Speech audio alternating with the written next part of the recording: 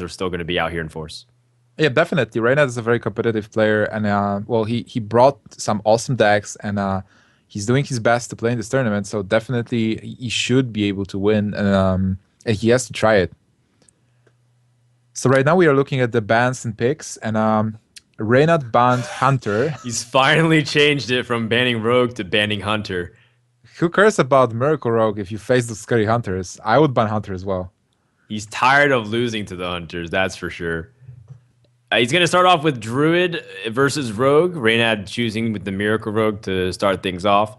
The Druid, of course, from Lucky has been token. We've been seeing it, but it does have a little bit of flavor and seasoning with Spectral Knights tossed into there. And it's only one Savage Roar, which is an interesting flair, once again, to kind of cut back somewhere and utilize double Force of Nature, but not double Forces or double Savage Roar.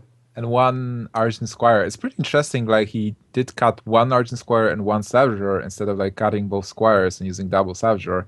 But well, if he feels comfortable with this deck, I guess it's okay. The Spectral Knights are definitely a strong addition to the deck where you want to play a very strong drop every turn. And well, we've seen them work, and they work really well against the Miracle Rogue. And Reynad is playing a Miracle Rogue this time. So what do you think? Like, who is favorite in this matchup? I would have to give it to Lucky. It's he has the Spectral Knights. He has a very fast token druid. So I feel like he has a slight advantage here. Yeah, definitely it seems like Reynad's fighting two battles against Luck in a way, or Lucky, where he's fighting one both in the game and outside the game. And I think it really depends on his mindset here, whether or not he's able to kind of stabilize after some really tantalizing losses, just considering the way he lost to Savitz, how close the series was versus Forsen. He is not happy with how his performance has been. But you know what? In the end, I think he played some pretty decent games despite being unlucky. And now he starts off pretty well with the Gadget Stand and the Coin into a matchup where if you get that kind of good start and able to stabilize the board, I think you're doing all right. Yeah, this is definitely a good start from Reynad. On the other hand, Lucky wants to mulligan Violet Teacher. This is really interesting. Like, what else can you get? It's like, do you really want to get that Harvest Golem? But what's the chance? And Violet Teacher seems pretty strong, especially as a follow-up to 200 Creeper. So fortunately, he decided to actually keep the Violet Teacher. But yeah, this game can go either way with Reynad having the part of the combo and a coin and Shiv and backstab. So he will be able to fight back the Haunted Creeper with backstab and a weapon. On the other hand, there is a Power of the Wild on Lucky's side. Pretty strong card. If he's able to get an Innervate, and he gets a turn free card as well, this will be an interesting match. Yeah, the early game seems to be panning out very nicely for Lucky, dropping minions in sequence and being able to buff it up. That's the game plan for Token Druid, just draw into combo. He even has Ancient of Lore, so if he's overextending slightly, he's able to immediately address it. Reynad, of course, he's going to just be playing a slap fight, basically. There's nothing really going to be much coming up for a while, so he's going to use his removal effectively and wait for bigger threats until he can able to drop his gadgets in.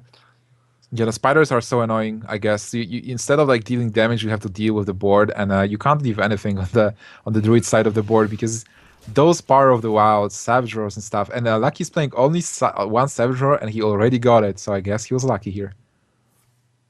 I suppose so. It makes sense. You often use Force of Nature as removal, so you might have more liberty to use it, but you don't necessarily always have two uses of Savage Roar unless you already have board control early on. So I can understand that cut there. All right, Lucky seems to have gotten the Wrath, so that way he can continue to address on the board. But I like pushing out something like the Violet Teacher here. Oh yeah, definitely. Violet Teacher is a strong addition here. I wonder if Reynad has actually a way to clear the Violet Teacher next turn. He will be able to deal two damage to it. Then does he have 3 points of damage in his hand just out of nothing? Not off of what I see. Nope, doesn't look like it. So it seems as if he's just going to try to Shiv and draw a card then. See what he picks up. A preparation, which is important synergy with Gadget Sand. Yeah, this Although, is an important card. interestingly enough, even if he has preparation, he doesn't have a card to follow that up with other than Blade Flurry.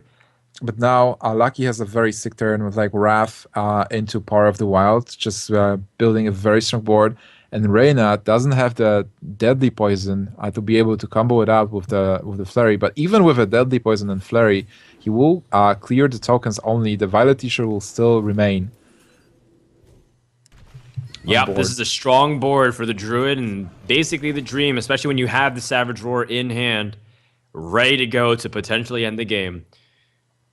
Reynad's coming up on some important turns mana-wise, and that is a card that you can synergize with the preparation. You also can use the SI7 agent, but how does Reynad want to kind of approach this? It's so tough because it seems like he has all the cards in his hand, but not really. Because what do you even play here? You can't play Gadgetsan. Gadgetsan into preparation into what? Like you're not doing anything, so you can't play Gadgetsan this turn. If you want to use SI7, it's free mana, so you kind of want to enable the combo first. But what do you really do? Like, do you preparation Shiv, like Thalnos preparation Shiv SI7 to kind of clear the board and leave the 4/6 only? But this is really wasteful, just using all the spells, almost all the spells you have. But You can use this, Shiv without having to spell power it and use preparation. You can just Shiv and then use your own face to trade into a 2/2 and then SI7. But you're still at the mercy of your opponent. So if he follows up with removal and then keeps pressuring you, you're back at square one where you don't have an answer directly. He's going for the Shiv play. and he's getting roped. Oh, He gets a he has sap. sap. Sap is great. And now he's finally able to squeeze everything out and be able to control the board. And Reynad, I mean, he's been getting roped a lot in this tournament, but it seems like he did make it this turn. But once again, cutting it close, a little bit too close for comfort. Yeah, but still, that sub was so important. He was actually able to deal with the board because of that. So that was a good gamble with the Shiv. So being So yeah, lucky, what do you certainly. do? I think you just kind of go back and start again. I don't really like pressing here with something like swipe.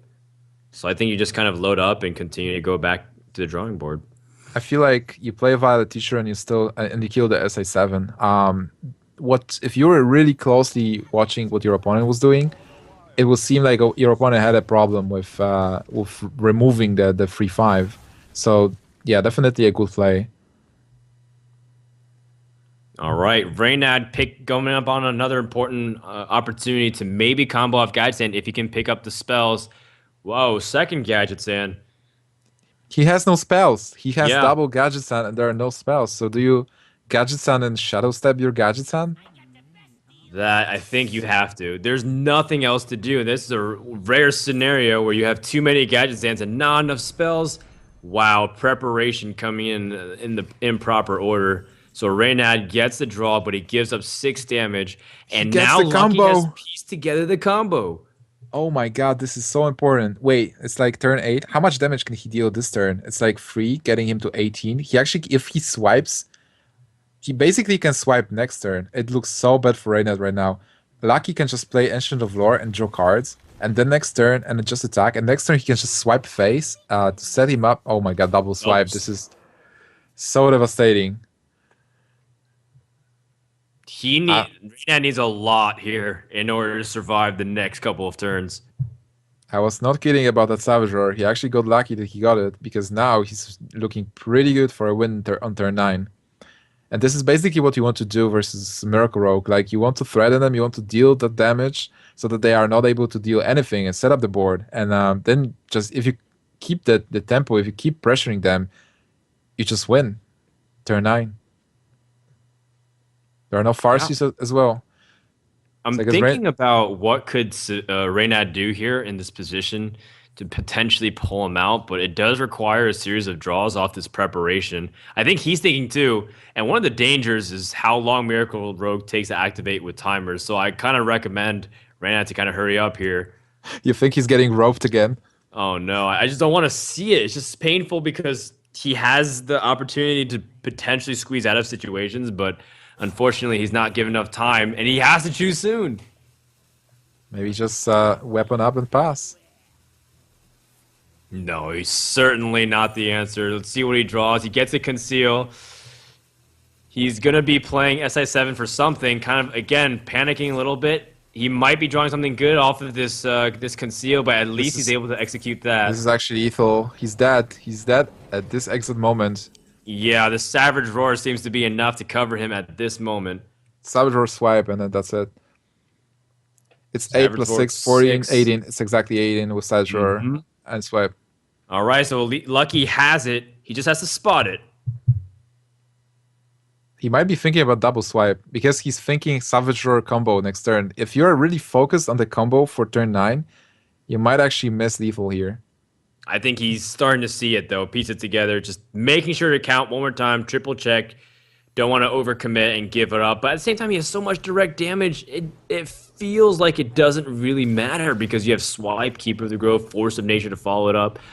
So Lucky's gonna take this game number 1 with Yes, plenty of gas in the tank. exact lethal. Also, Lucky dug through more of the deck than the Miracle Rogue player, which is something rare to see from Druid. Yeah, When you have double Gadget Sand within the first 15 cards of your deck, that's rarely the case. it's tough. I mean, Reynad, we considered Reynad's hand being a good starting hand, but on the other hand, he didn't have the free drops, right? He just weapon up and passed, and Lucky had a pretty nice opening with the spiders, just dealing the initial damage, which worked in the end because Reynad just had to remove the spiders, and they were dealing some damage. The damage was building up, and then when Lucky had this insane turn with Violet Teacher, Wrath, and Power of the Wild, the game just turned over, and it was going downhill from that point for Reynad. Man, what a tough loss. Again, he has to swallow, but Lucky played pretty solid, and it seems like he's out to a pretty good lead. Now it'll be the token Druid Mirror, and it makes sense. I don't know if Reynad wants to rely on his hand lock at this moment. He needs hand lock to be able to hit things like the Miracle Rogue, but dodge the Shaman. Those are the important objectives, and this Druid needs to win here, or else it feels like there's no way for Reynad to win this series unless he gets lucky once again against something like the Shaman. They have pretty similar deck lists. Reynad is running Scenarios, but he's not running Spectre Knight, and he's obviously running double Saboteur, double Argent Squire. So other than that, I feel like the lists are basically the same. Oh, Reynad is not running BGH, which is probably fine in this matchup because BGH is kind of like a useless card.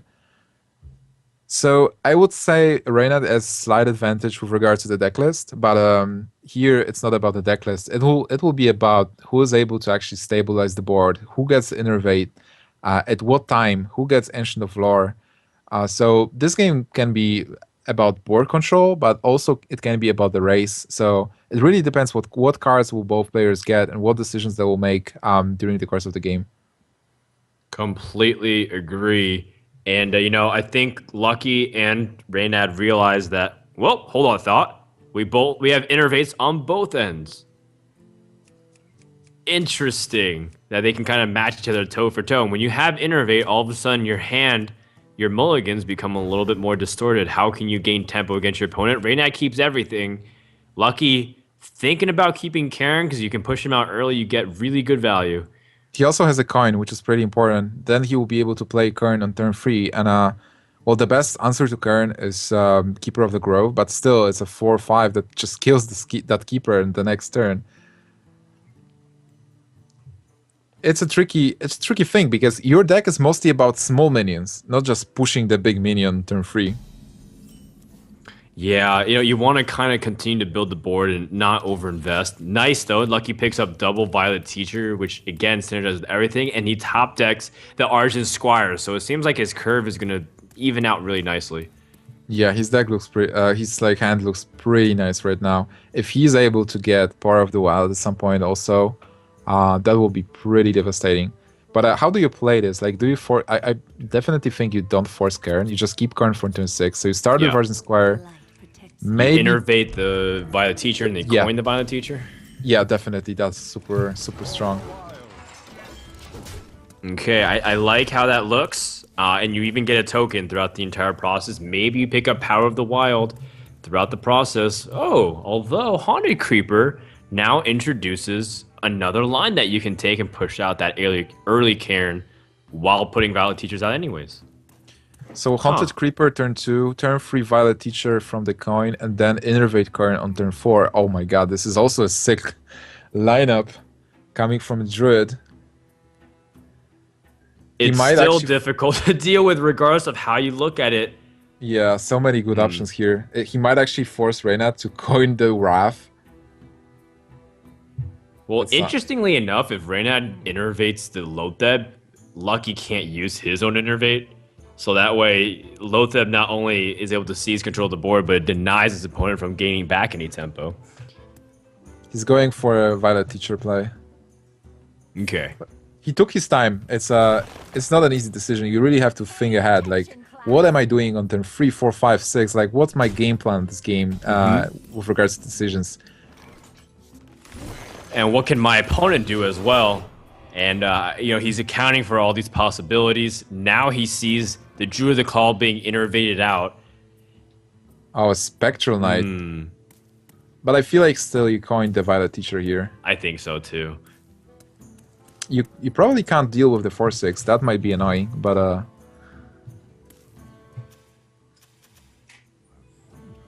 Like, interesting enough, I'm trying to feel like if he coins out Violet Teacher, how does that interact with Swipe? And I think that sets it up not completely cleanly, but you're able to take out most of the board, leaving just a 3-1. oh yeah, Swipe will be pretty strong here because you can attack with a 4/6 into a 3/5, then swipe one of the 3/5s, and it looks pretty strong. Yep. And I think that's definitely the play. So Reynad, again, stabilizing a little bit. He takes out a Violet Teacher, which usually is a very important card to synergize with things like Power of the Wild. Lucky draws into a swipe, so he has a way to answer it. But then his board looks pretty weak if Reynad's able to answer it very simply. And this is like the early turns that determine the entire outcome of the game for Druid. The board control is so paramount to how these turns end up playing leading up into Ancient of Lore. People kind of automatically subjected to, well, whoever plays Ancient of Lore first wins. It's not always that simple. You have to make sure to plan it out so that way in the mid-game turns, when you have the opportunity to drop Ancient of Lore, you set yourself up to be successful in whatever you draw. Definitely agree. So do you think, like, do you swipe here to just like clear, also get a token and still attack? Because you've seen swipe being used on the opponent's side. You gain a token and you keep your Violet Teacher alive. So in some sense, you're improving the board state rather than just trading it in. You have a 3-1 and a 1-1 rather than a 1-2. And I think I can get behind that because assuming your opponent doesn't have a way to effectively deal with this, like say he has a Wrath and Hero Power, then that gives you a free board to play Spectral Knight. So I think this is a good assumption from Lucky. And Haunted Creeper isn't that impressive anyways when you put it on the board. It's interesting that both of the players have Kern in their head, in their hand. So they like Kern is not a card you see often. Like, I haven't seen him for some time, and because against Miracle Rogue, this card was just bad. Like on turn 6, you want to do something, and if you just drop Kern, it does nothing. Like, well, it developed the board, but it doesn't matter because it gets sapped. But here, it seems like Kern will be actually an important card, especially when the silence already has been used from the Keeper of the Grove. That's going to make Lucky much more confident to be able to answer it. But the most important thing is Reynad is on the 1 mana ahead of his opponent. That's one of the advantages you have if you're trying to play more of a control game.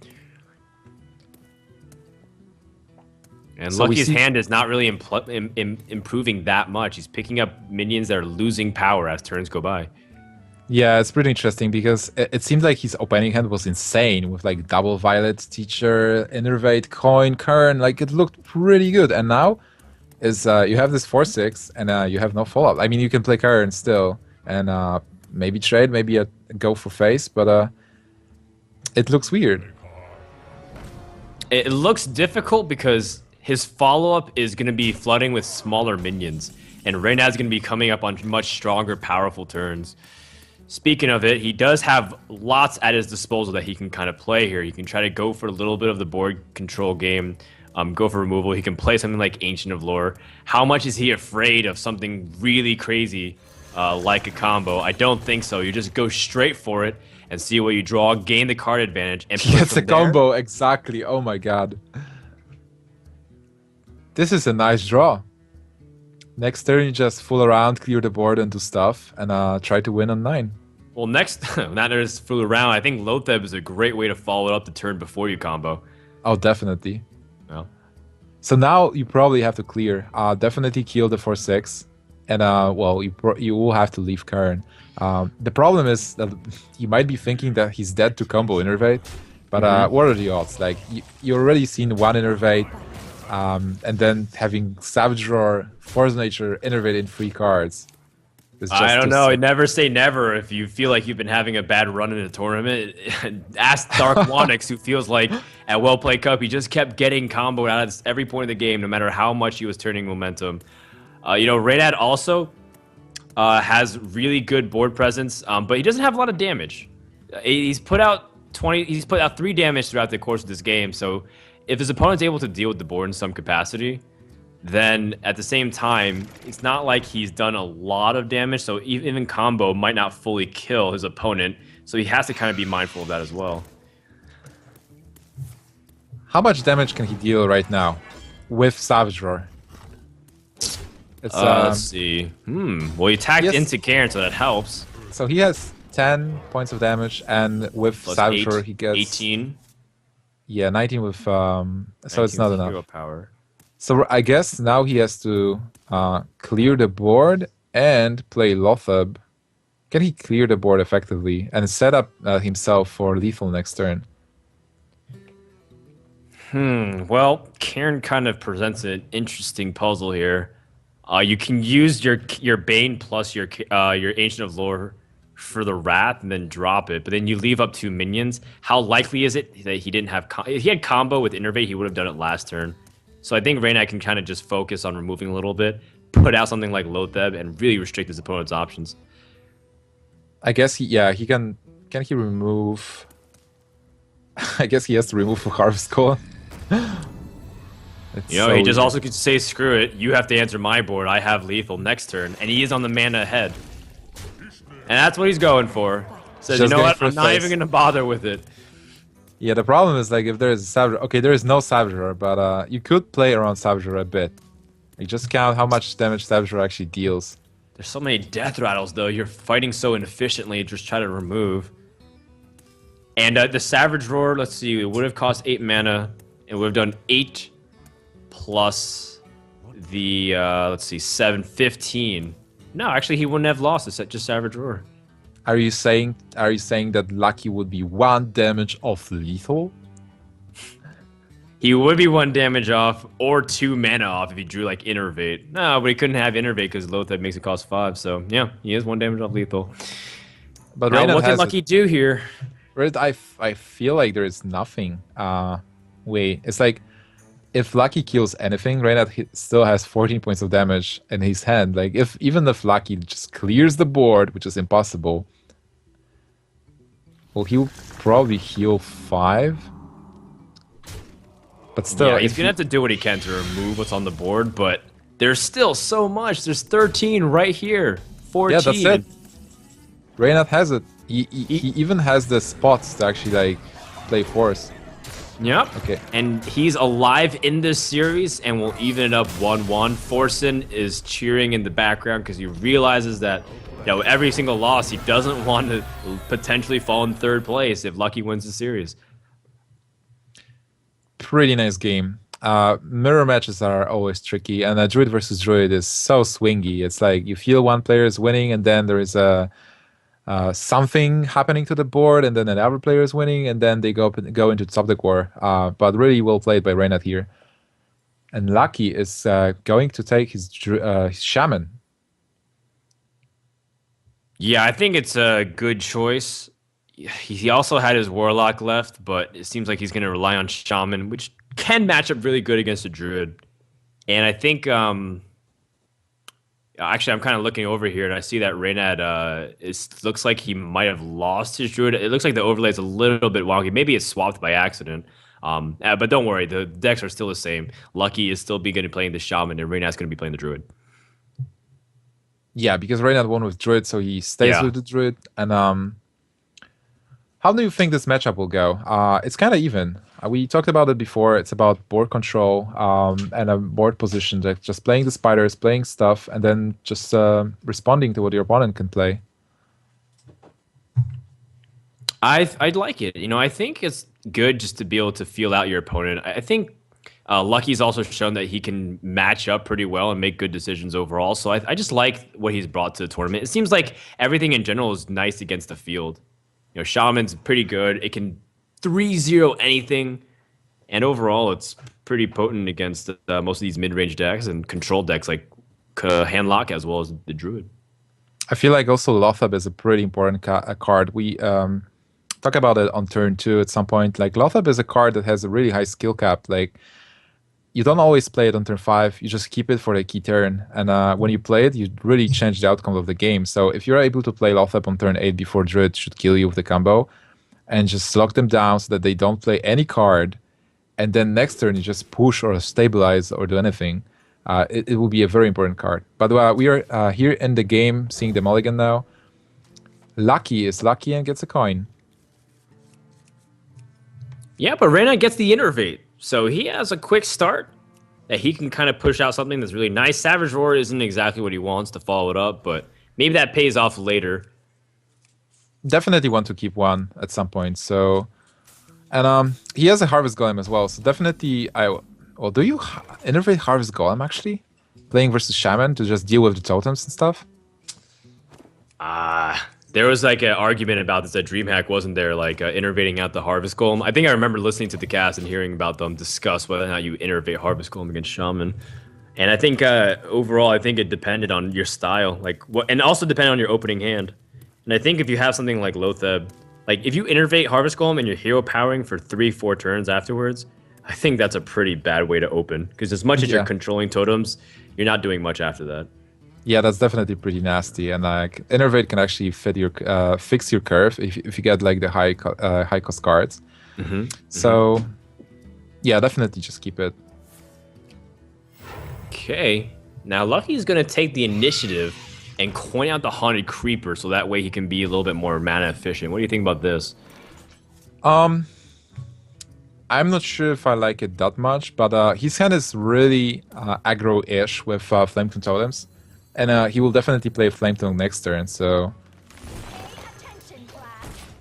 All right, well, Reynad picks up a nice 4-drop. The Violet Teacher is very good to start things off, and it's not easy for Shaman to remove it unless they spend a little bit inefficient amount of cards.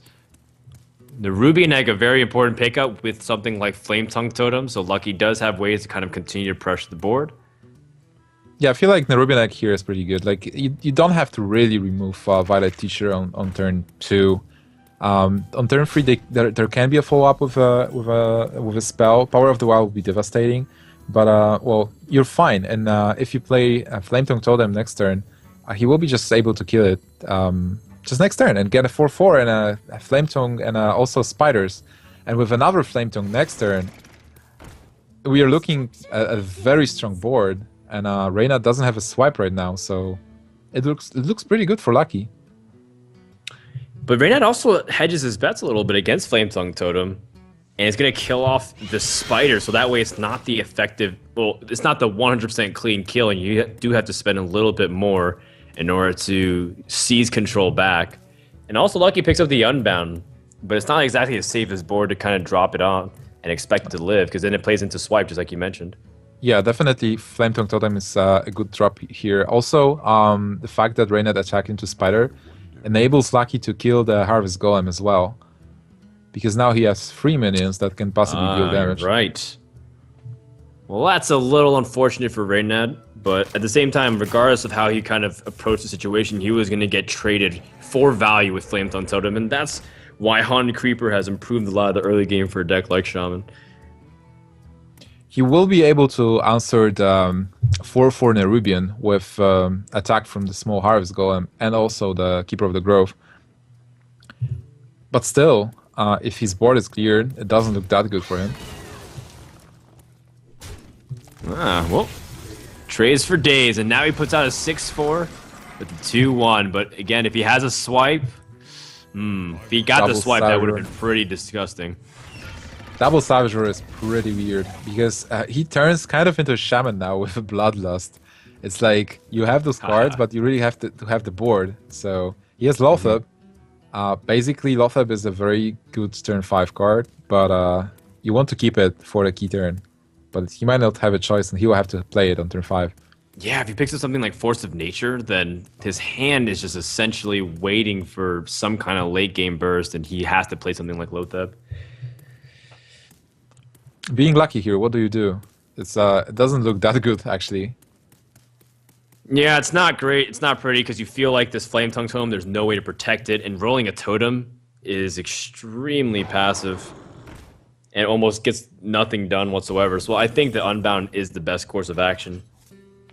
Do you shapeshift instead of playing Lothab here? And can you actually Savage Roar? You can actually Savage Roar and shapeshift. It's not bad. And then you attack into a Yeah, 0 actually, free I like totem. it. Yeah, it's a pretty nice play, It makes especially sense. because you have double Savage Roar. So use it as a removal card, and you still have a minion. So yeah, it was a pretty good play from Reynad. I think it's good just because, like you mentioned, Lothab timing is crucial in order to completely throw off your opponent, especially a spell-dependent class like Shaman that has so much of removal. Yeah, definitely. Just play YOLOing Lothab as LOL Thab on turn 5 wouldn't do anything. And the Shaman has a lot of removal anyway, so It's like put your sunglasses on and say deal with it, Lothab on turn 5. yeah. And basically counter the hand. That would be so sick. Just Yeah, countering there's nothing the he hand. can do, just Flame Tongue Totems and Blood Mage Thanos. Everything else is way too expensive. Feral Spirit is pretty good in here. Oh my god, he gets a Force of Nature. Yikes. Well, you know, it's good to have the combo if you're ever searching for it, but it's still a little early. Reynad would like to have something like for the Ancient of Lore to follow up. Yep. He can still draw into it. Well, right now it's like he plays Lothab, he plays Argent Squire, and pass. I mean, he can attack into one of the wolves, but Nah. it's not good. And we know that there is the Flame Tongue Totem, which is actually a minion, and will do a lot of damage. He saves the Argent Squire, by the way. Why would you do that? Do you feel like Lightning Storm is... Are you playing around Lightning Storm? No, Lightning Storm can't even be played with Lothab, increasing the mana cost. So why not? Why not dropping it right now? It's like Hmm. late game. It's not a good card. That is really curious. I think you're right. And if he picks up Ancient of Lore, he can't drop that either.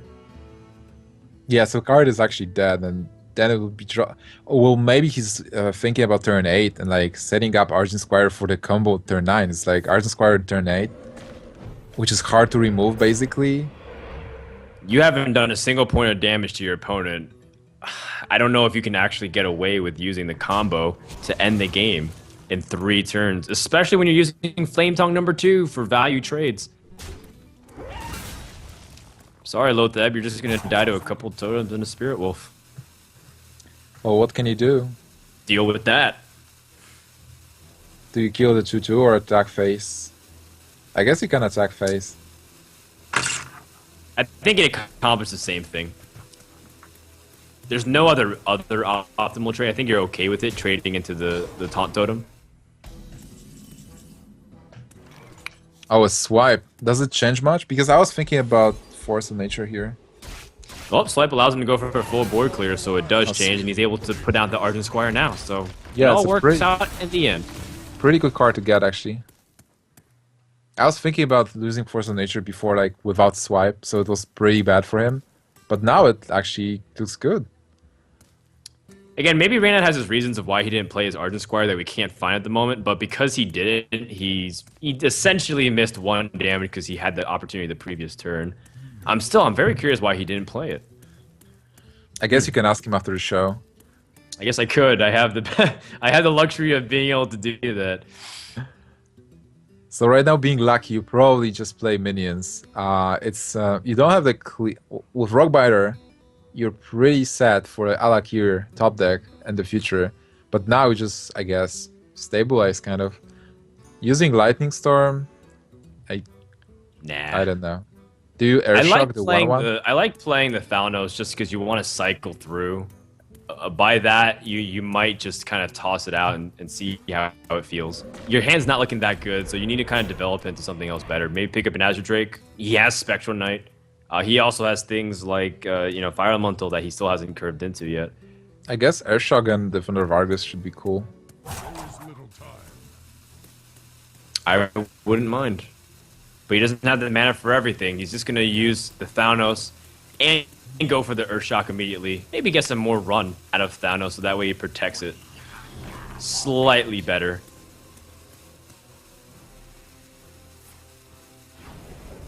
Yeah, it's fine. It's like facing one Argent Squire is not that scary. And next turn is turn 8, so... Whoa, Oh, we forgot Snarius. about that card because we haven't seen it from Reynad in a while because it is token. It makes sense for a long time because Cenarius does give that +2/+2 buff, so it's 2 Power of the Wilds and 1 attached to a 5/8 body. Yeah, that's a pretty nice card to drop next turn to build up the board and then follow up on turn 10 with the combo. There you go. So as much as his token druid sometimes whiffs in the late game draws, Reynad does have a way to reload the board. Now, Lucky does have Lightning Storm, so if he picks up something like Hex, then he's able to answer immediately and swat it down once again, and Reynad will be back at square one.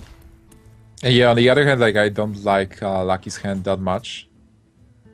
Innervate is kind of like a dead card for now. All I guess you well, drop scenarios and double trends. It's like you just develop the board because why not? well, you play into Lightning Storm, Hex Lightning Storm. Yeah, but what else can you do? Like using the combo doesn't make any sense. Well, +2/+2 on the Argent Squire, and you pick up an immediate trade on, say, the Thanos. Then you're vulnerable to Hex. Hex. Almost the same exact thing. Yeah, you're still vulnerable to Hex either way. Like, Hex Lightning Storm is what you're weak against regardless, so I think Reynad has to kind of commit to this. I feel you can still kill Falnas anyway. You can innervate hero power and kill Falnas with a hero power and a 1/1. Sure. That should be good because then you also like play kind of like around Lightning Storm. Yeah. Well, he really hopes his opponent doesn't have the 2-card combo to completely wipe his board once again. Second Lightning Storm. Lightning Storm. And a Fire Elemental, which Oh, man. might be able to do it anyways. I think if you Fire Elemental plus Lightning Storm, you should be able to go for a board clear. That's enough for sure. Like Yes. even if he like hits low and gets 2 points of damage on scenarios, it's still good. Uh-huh. And in fact, it might be even better because Hex didn't really develop anything on the board, and now he has a 6/5 as the lone representative for Shaman, and I think that's going to be a little bit difficult for Reynad to deal with unless he draws something immediately to answer it, like a swipe, or he might be forced to just take some damage over the course of a few turns. We have a high hit, so he will be able to keep the taunt, which is also pretty important. That's annoying. That is really annoying. Karen. Whoa, Karen is nice though. Still, he's going to be taking damage over the course of a few turns. See what luck he draws. Haunted Creeper's not that great. But it's something. Yeah, it's something that he can actually play and deal damage as well. I feel like he has to ignore Karen and just go full aggro. He has potential +6 damage in his hand. Now +7. I think so. If you draw into Doomhammer or Alakir, you're almost certain to just win the following turns. I think you ignore Karen. This is where something like the Taunt Totem living actually is just that much more annoying for Reynad to have to deal with. So that high roll in the Lightning Storm is really important. Also, it's important to realize who's the aggressor here in this match. Like, who's dealing damage, who's defending. Druid of the Claw is a nice pickup, but it's not enough. Is Reynad forced to use combo here if he feels like he's on the verge of lethal? How much damage is there? It's 8 plus 6, it's 14. It's actually 50. If he does nothing, it's lethal. But he'll definitely like kill the totem. Possibly. He already used 1 copy of Savage Roar. Maybe he uses his 1 copy of Force of Nature, and he potentially still has the big Wombo combo. Well, and what's annoying for him for sure is that he can't play the Druid and the combo at the same turn. Like Force plus Druid. But how do you even clear it? If you play Force, you kill the totems, that's fine. You can kill the spider, and probably kill one of the spiders with with Shapeshift, but then you face a 6/5 and a 1/1, and are not improving. It's like your winning strategy is kind of slipping because now you're defending. You're in a very weird spot where you try to defend yourself, where Shaman is just pushing with cards and like has initiative, has the totems, has everything. Well, time's running out once again. Roped and ticking down. Reynad's got to do something. He can't just sit passively. He's going to use Savage Roar number 2 and go for some trades and try as best as he can to seize back the board by force. Now, keep in mind, Doomhammer draw is still lethal. Well, oh my god, man, double Rock Biter. But still, the Reynad play was pretty good. He ensured that the board is kind of clear, like a 1/2 spider is not that exciting, a 0/2 totem is not that exciting. He's seen both flaming totems before, both are removed, and he still has 15 points of health. Oh so. Man, this lightning storm could be so big if he rolls high on something like the Druid of the Claw, and he's gonna go for it. Oh man, I feel like Reynad's kind of been getting these low rolls, or high rolls rather, but it seems like he's able to weather that storm. And the Druid of the Claw survives. Lucky for Reynad. First time. There we go. It's turning back a little bit.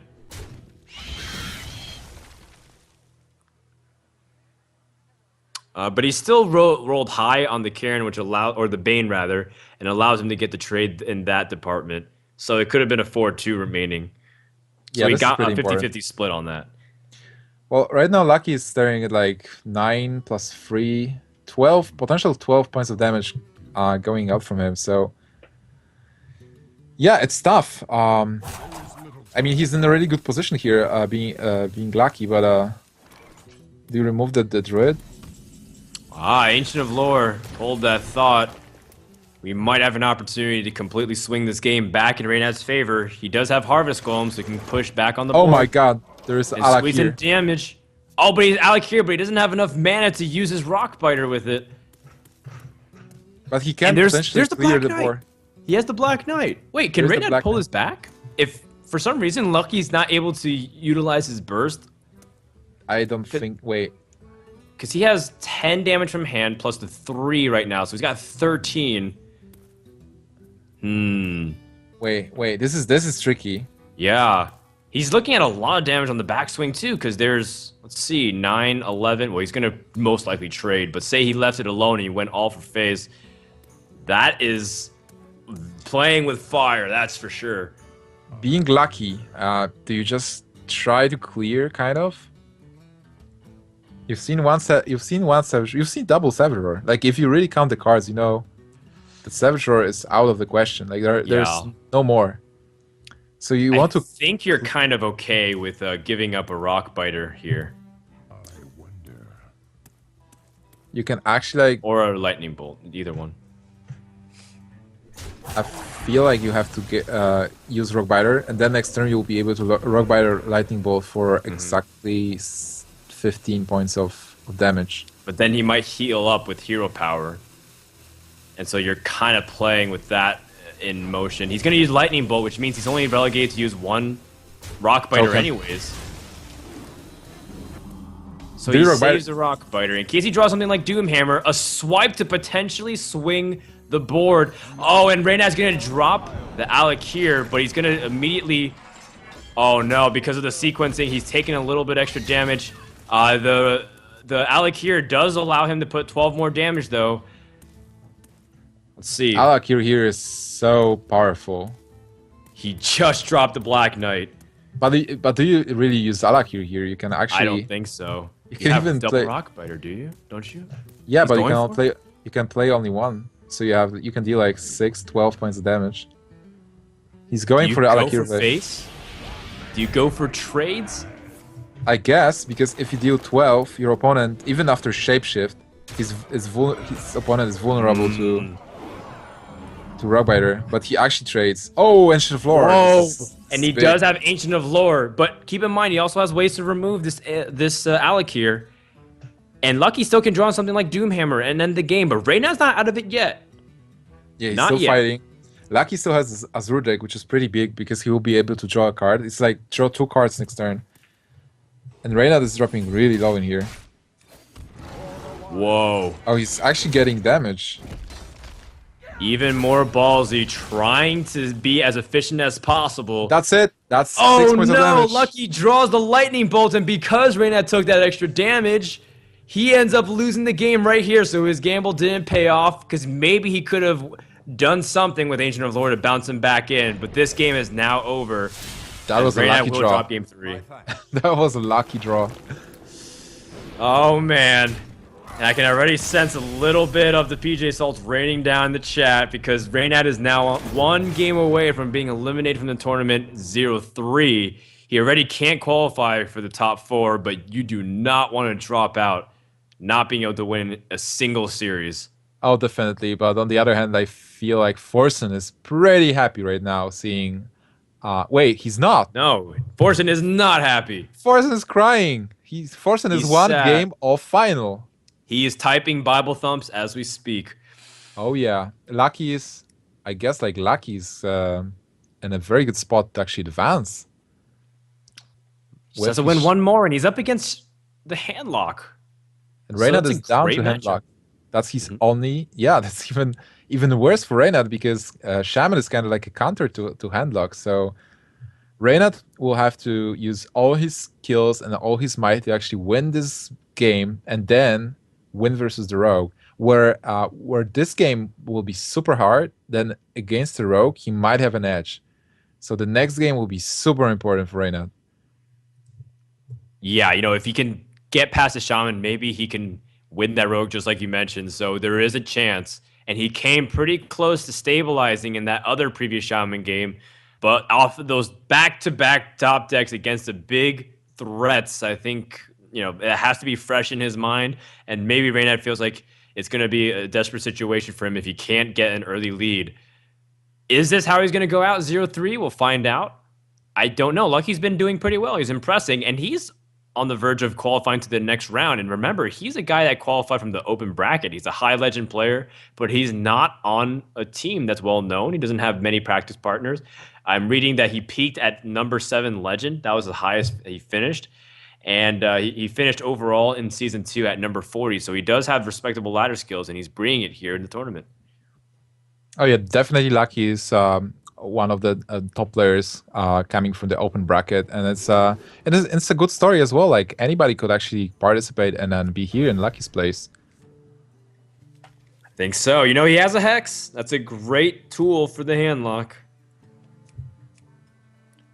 Lucky got kind of unlucky without a coin, right? Yes, I'm just listening to you constantly trying to use his name and how he's being able to draw. The Very puns, amusing. the puns are flowing. Yes. So being Reynad, Ancient Watcher, Sun Fury Protector. Well, I'm not sure about those Twilight Drakes. It's like, do you want to get Twilight Drake being a handlock or you don't? You do and you don't. Probably if you get Twilight Drake, you want to get both of them because you can like play first, bait out the Earthshock, and then play a second one. And if you're really normally there is no second Earthshock.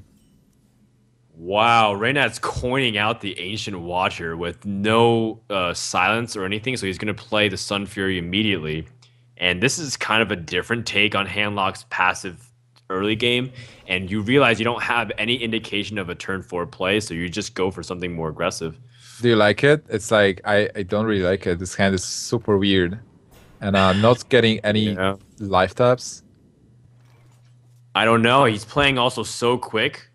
I don't even think he was able to see the Sludge Belcher. At least we didn't see it. So maybe Reynad's a little bit playing quickly because he just wants this to be over. I'm not sure. You can't really judge based off of this small POV. Meanwhile, on Lucky's POV, he does have good removal options. He has the Earthshock, he has the Hex. So no matter what kind of big creature comes out, he should be able to deal with it initially.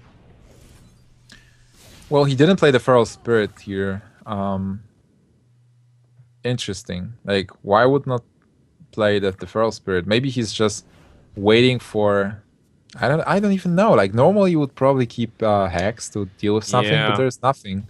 And Feral Spirits is so powerful on turn 3, but maybe he doesn't want his opponent to do something weird like silence his Ancient Watcher anyways and attack and get really good value, and he can't even answer it.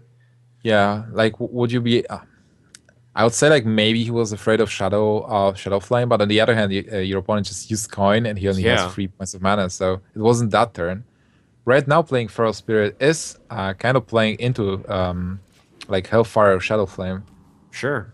but on the other hand, like just playing a Totem that doesn't achieve anything. And next turn, you definitely don't want to play Feral Spirit because you will overload and you won't be able to play with Fire Elemental. Oh, he gets a Spectral Knight. This is huge. Yeah, this is nice. So that way he's able to play a respectable minion. It can't be answered easily by handlock. And he gives him something to do and sets it up so that way he doesn't have to use his mana awkwardly to set up for Fire Elemental.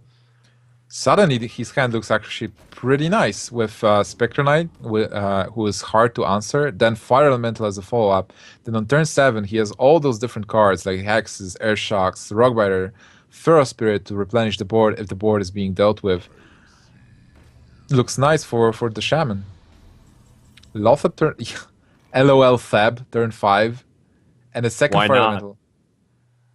Well, Why I not? guess... Look at Lucky's hand. He can't really spend a lot of his hand removing, and he's able to develop the board right here. Couldn't he play like a Mountain Giant? He could, but then if his opponent hexes, he might be. I don't know. I don't know. He could play the Mountain Giant though. You're right. He could have even tapped and played Mountain Giant. He still can next turn. It seems like Lothab is not doing much in here. Do you trade, by the way? Is he afraid of the Shadow Flame?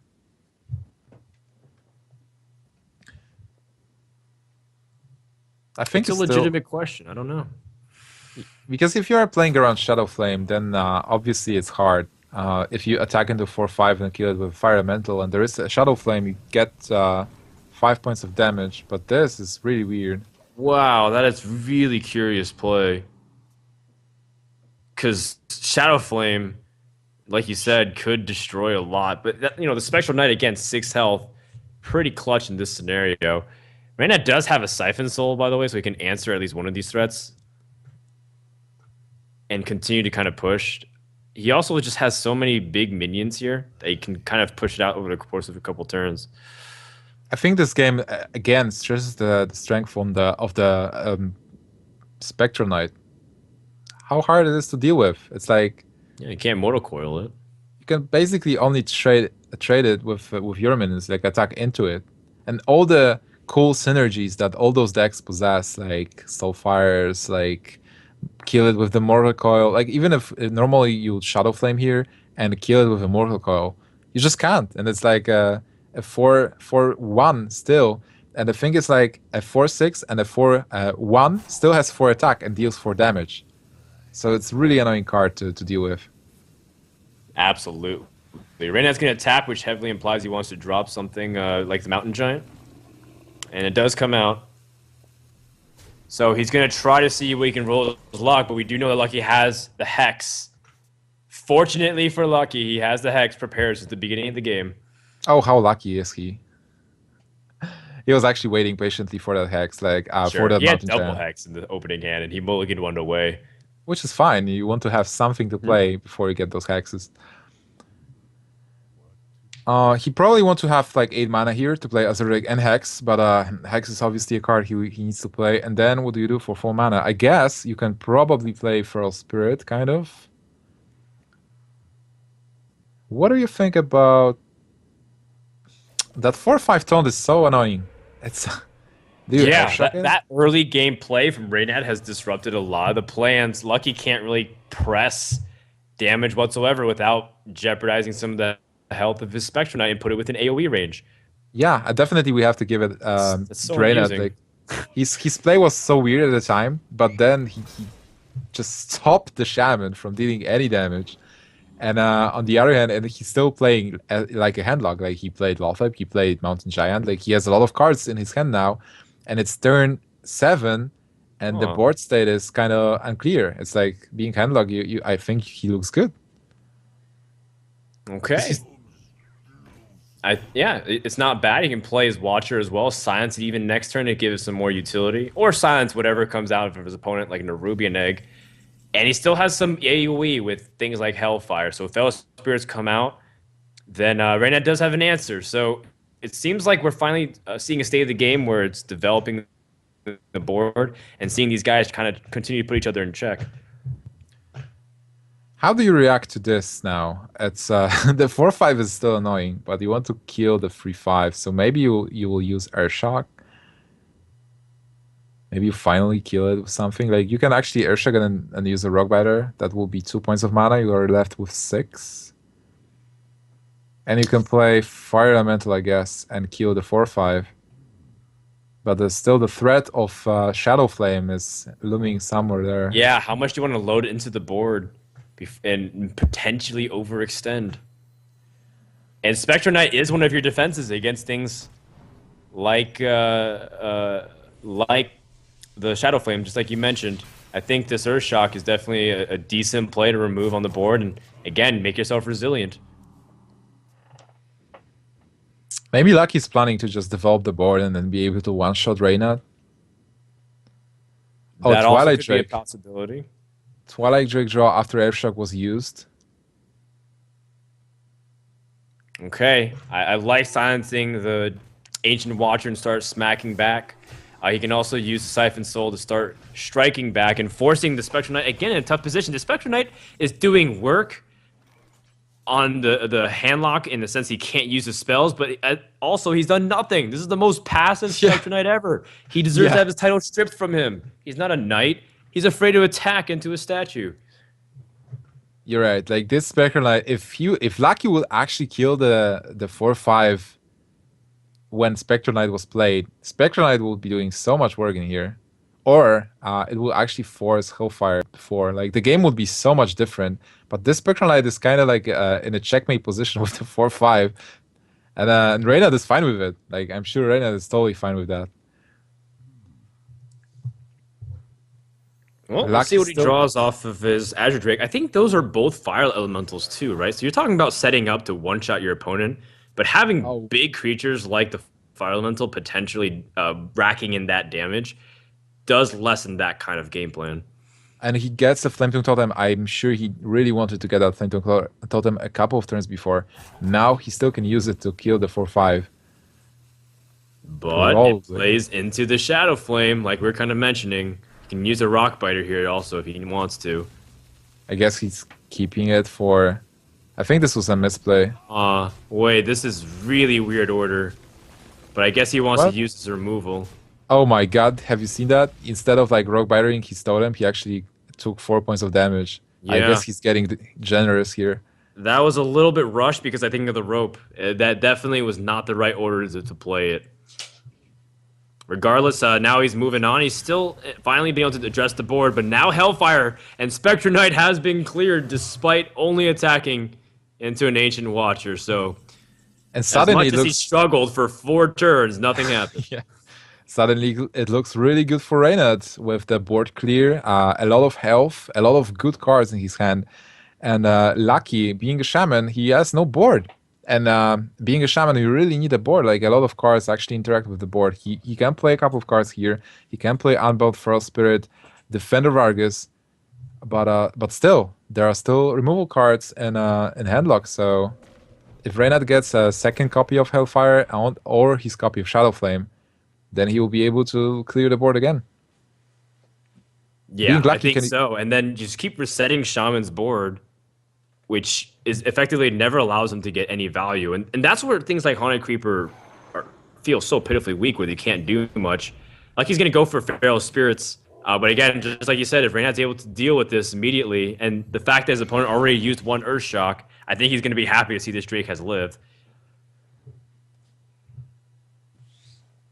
Yeah, Lucky has to do something.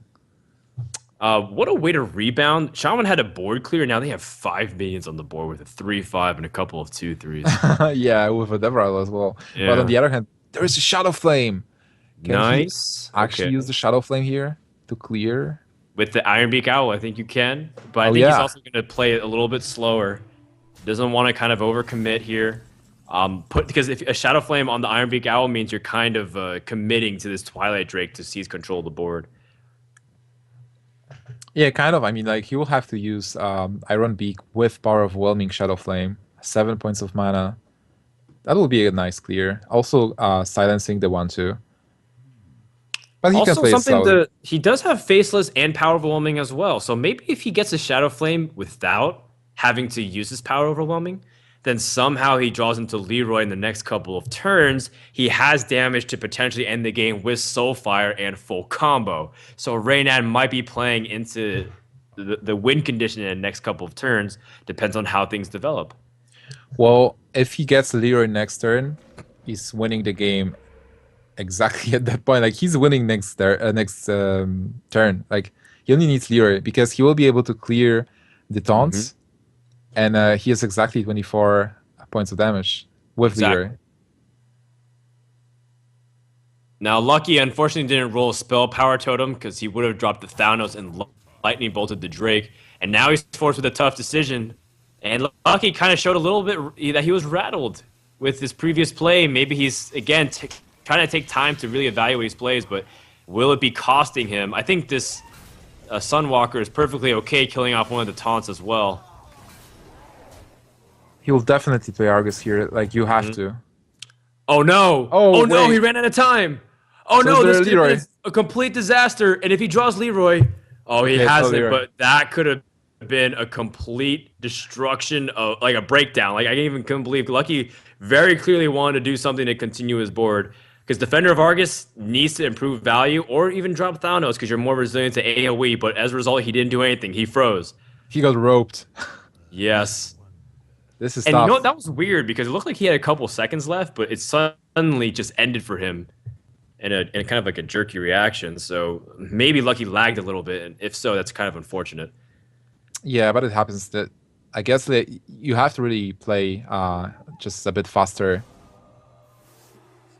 to avoid the rope. Like the rope is a part of the game. It's also, well, some players will probably dislike the fact that rope is influencing the game because they are used to like Magic the Gathering or like World of Warcraft TCG where you have all the time in the world almost to make your turn and decision. Here in Hearthstone, you really have to think fast. Like you have to make the plays fast. You have to account for the animations of the game. This is part of the skill as well.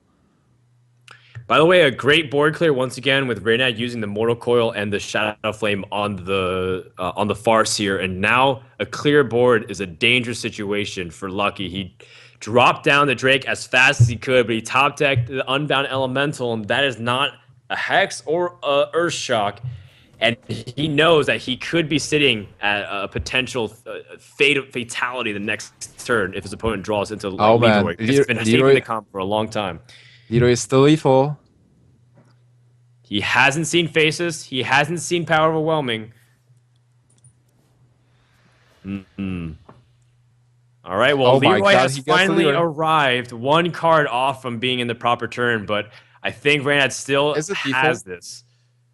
Wait, maybe Does he have lethal right here? Let's see. it might be, yeah. It's like 8, 10, 14, 18. Oh my God, he's 1 No. damage off lethal. No, don't say it. Reynad is 1 damage off of lethal. Story man, of his sick. life, at least at this tournament.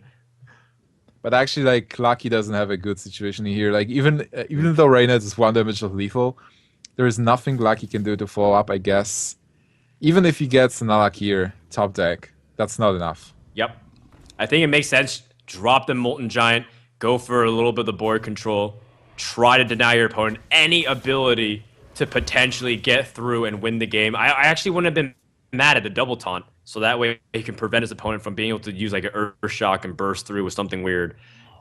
Lucky's going to try to draw to see what he gets off of the Thalanos, and he gets a Lightning Storm, which unfortunately, again, it didn't line up, so that way he could have used a spell power.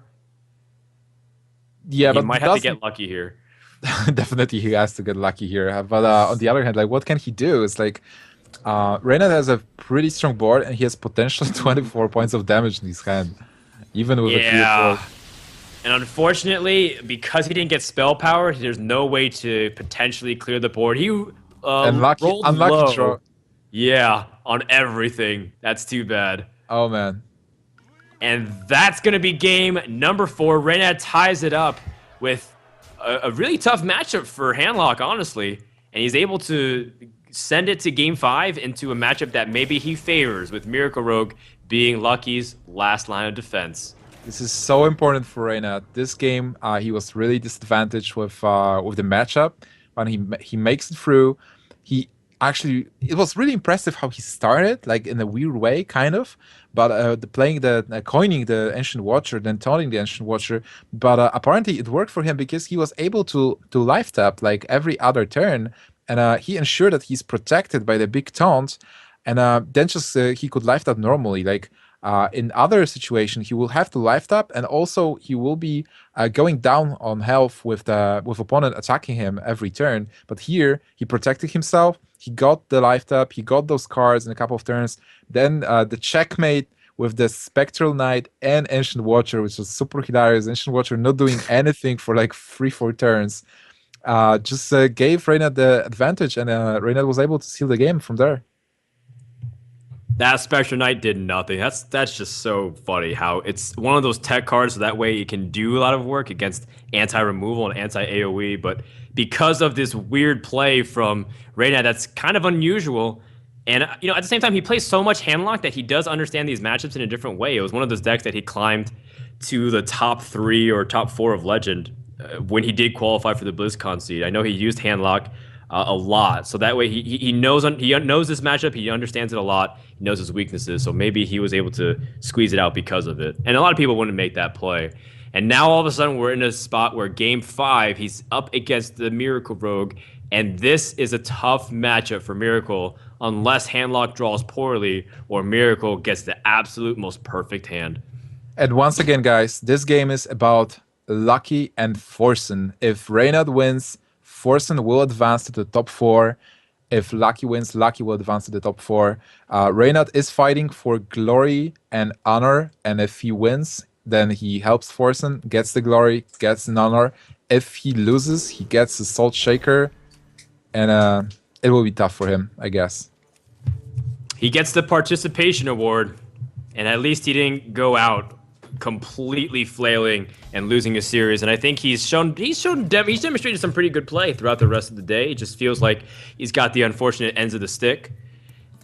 He draws into double Twilight Drake though. That's great. Yeah, that's perfect. You really want to have the Drakes and Mountain Giants really early. Also, he has a Farseer. If he feels like it, he can play Farseer to get into more aggressive mode. It's like, even if you play Twilight Drake after playing Farseer, it's still a formidable card with a lot of health and hard to deal with. Lucky, on the other hand, doesn't have gadgets and Auctioneer. He has a coin. He doesn't have Backstab, and he has Cold Blood, the one copy of Cold Blood that he's playing, and that's actually good versus Handlock. Yeah, I mean, it is, but it isn't. Because if he's able to kind of play something like the Twilight Drake out, and he doesn't have anything on the board, and he has Soulfire, then all of a sudden you still have no target for Cold Blood. So as much as it's really important, I know you really like this card, sometimes it doesn't work out in the way you want it to.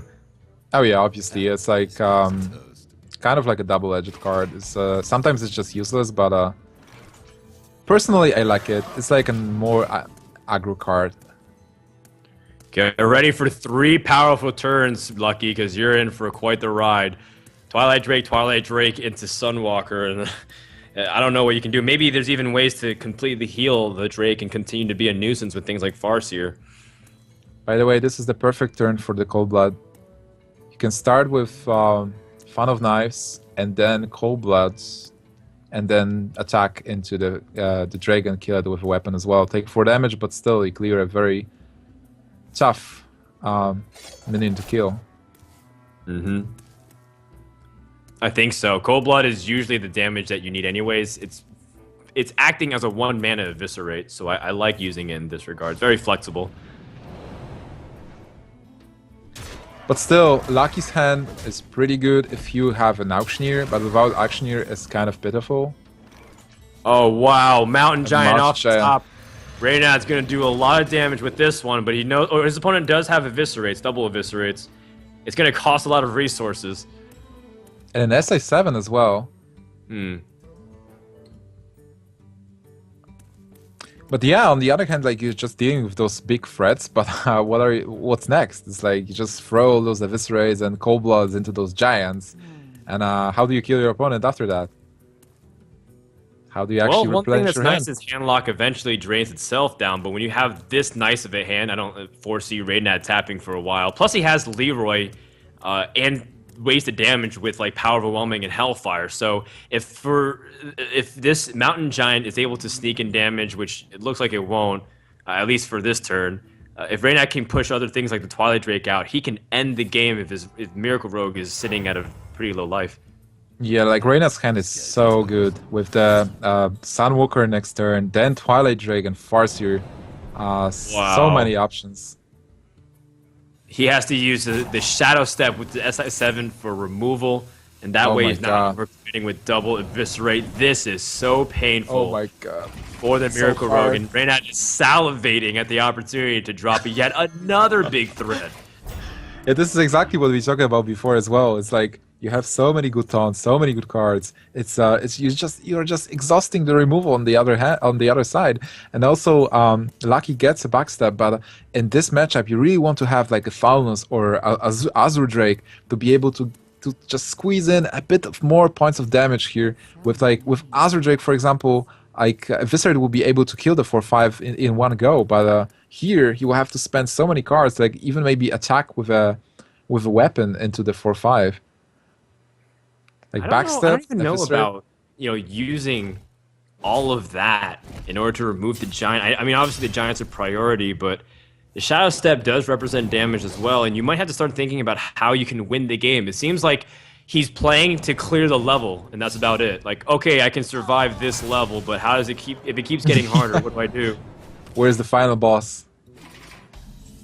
The final boss is Leroy. We all know that. With the Oh, yeah. with the Soul Fire, by the way, he's able to kind of clear the board yet again, and you're back to square one. He loses an Iron Beak out, which is the card that he didn't care about anyways, because he has two. Totally didn't matter. It was a lucky discard. Backstab draw. Oh my god, this hand is so bad. It's like double preparation backstab. I guess you just backstab the 3/3, attack into it, and sap the 4/10. You don't even sap. Just pass. You hero power first, though, after you attack. At least do this, Lucky. We're not sure if necessarily all of the decisions in terms of removal could be agreed upon, but we do know that you haven't gotten the luckiest with this opening hand. Sap on the Azure Drake, I think, does 1 or 2 damage to it. That's about it. Yeah, I don't like the sap in here. It's as you said, it's kind of like he's clearing those levels, and you will get Barely. stopped at some point. It's starting to bleed through. It's like those tower defense games where finally they start breaking through. You can't hold it off. You Right. need to spend some money on those microtransactions to beat this mobile game. Yeah, definitely. That's the only way to beat some of these tower defense games, I swear. I can't win Oh my- any other way. So would you say like Lothab is well paid? I guess. Yeah. It's a legendary card. Must be expensive. 700 gold. You know what would be funny if he would actually get at the Gadgetzan auctioneer right now at this moment, and No. like wouldn't be able to even use those preparations. Oh man. Nope, He's he so gets dead. Fan of Knives. 8 mana cost Fan of Knives. Is He's, that the definition? Is that the quintessential cool story bro card or what? Like Fan of Knives on this board. Leroy, he's I dead. think that's it. Leroy, That's it. Power Overwhelming, Hellfire. Reynad has claimed 1 series in this tournament and has denied Lucky the ability to advance to the top 4, as Forsen will be advancing. Congrats to both players. Like a really good series, nice games, and I guess Forsen is really happy right now. So he'll probably have to buy a drink to Reynad like at the Yeah. next event. Forsen absolutely owes Reynad a drink, whether he likes it or not, because he punched his ticket to the top 4 and will advance to day 3 play. That about wraps up the Group B for today. We will have Group A tomorrow at the same time at 6 p.m. Central European Time. or noon Eastern if you're in North America. Before you guys go, we also want to mention one more time about the Video Game Voters Network that you see at the bottom of the screen. At the Twitch channel, you see an Enter to Win sweepstakes. Go ahead and sign up for that CyberPower PC. We want to do more tournaments like this, and in order to do it, we need your community support. So enter to win and get a cool CyberPower PC with cool specs, and also get more information about the VGVN, all of their initiatives and activism for legislation protecting their First Amendment rights in the USA. Nimsh, I think we're about done with all kinds of stuff here. Do you have anything else that you want to talk about? Any last comments or words? Oh, sure. Obviously, it was a pleasure casting with you today, Frodan. We had a couple of good matches, a great series. We have Savitz and Forsen advancing to top 4, which will be casted by us as well on Monday. Tomorrow we'll have an amazing day with Amas, RDU Reels, and Sixo. So definitely tune in for tomorrow. I believe it's the same time as today, right? Yes, and we might see real cool stories popping up. 6-0, one of those qualifiers from the open bracket. We have a Maz versus RDU potential rematch once again after IEM Shenzhen and DreamHack Summer. Going to be turning in quite the rivalry, and I'm looking forward to it so much. Me too. So stay hyped, and I guess see you guys tomorrow. All right, well, thank you so much, everybody, for tuning in. Make sure to hit the follow channel so you know that we go live. Other than that, we're pretty much done here. So from Frodan, Nimsh, Onog, and the rest of the crew at Liquid Heart, thank you so much for watching. See you guys tomorrow.